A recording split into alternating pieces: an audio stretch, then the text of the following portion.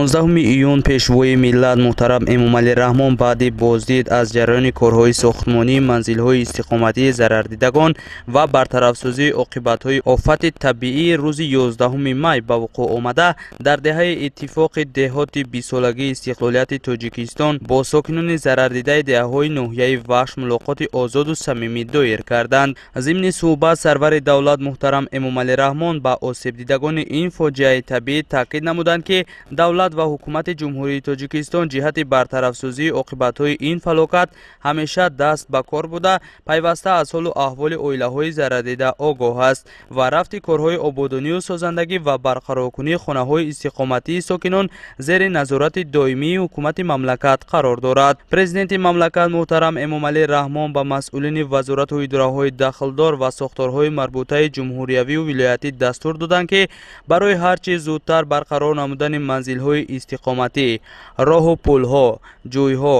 сарбандҳои рахнашуда ва дигар иншооти инфрасохторӣ тамоми қувва ва техникаю таҷҳизоти мавҷударо сафар барнамоянд ва дар муҳлати муқаррар гардида корҳои сохтмонии боқимондаро ба итмом расонанд. Дар ҳамин ҷо сарвари давлат ба як қатор сокинони деҳаи иттифоқ, ки манзилҳои истиқоматиашон пурра омода гардидааст, калиди хонаҳоро тақдим намуданд. хонаҳои бунёд гардида 3 ва 4 ҳуҷрагӣ буда бо тамоми шароити буду бошти зиндагӣ таъмин мебошад. дар навбати худ сокинони зарардидаи деҳаҳои ноҳияи Вахш аз ғамхорӣ ва кӯмаку дастгириҳои хосаи пешвои миллат муҳтарам Эмомалӣ Раҳмон изҳори миннатдорӣ намуда, бо шукргузорӣ иброз доштанд, ки имрӯз дар чунин давлати орому соҳибихтиёр зиндагӣ мекунанд ва пайваста зери таваҷҷӯҳи роҳбарияти олии сиёсии кишвар қарор доранд. бо дар назардошти ин, бошандагони деҳоти бисолагии истиқлоли Тоҷикистон дар назди сарвари давлат ваъда доданд, ки аз як гиребон сар бароварда дар ободӣ ва пойдории сулҳу суботи кишвар саҳми муносиби худро мегузоранд.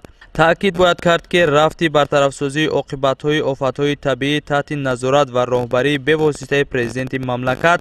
муҳтарам Эмомалӣ Раҳмон қарор дошта, дар ин самт комиссияи махсуси давлатӣ фаъолият мебарад. баъди мулоқоти самимии сарвари давлат муҳтарам Эмомалӣ Раҳмон аз намоиши маҳсулоти кишоварзии ноҳияи Вахш дидан карда, бо фаъолият ва дастовардҳои имрӯзаи кишоварзони ноҳия шинос шуданд. зимни боздид аз ин гӯша ба президенти мамлакат иттилоъ дода шуд, ки новобаста аз зиёни ба боровардаи офати табиӣ рӯзи 11 май, заҳматкашони ноҳияи Вахш бо масъулияти баланд ва иродаи қавӣ нисбат ба замину заминдорӣ камари ҳиммат баста, дар майдони 16740 гектар, аз ҷумла 930 гектар сабзавот, 286 гектар картошка, 1000 гектар полезӣ ва 950 гектар пахта киш намуданд. аллакай қисме аз ҳосили якум бардошта шуда, дар майдони 1800 гектар кишти такрорӣ, аз ҷумла 100 гектар кишти такрории пахта гузаронида шудааст, ки ҳоло нашъу намои хуб дорад. кишоварзони ноҳияи Вахш ҳамасола бо ба даст овардани ҳосили хуби маҳсулоти ватании кишоварзӣ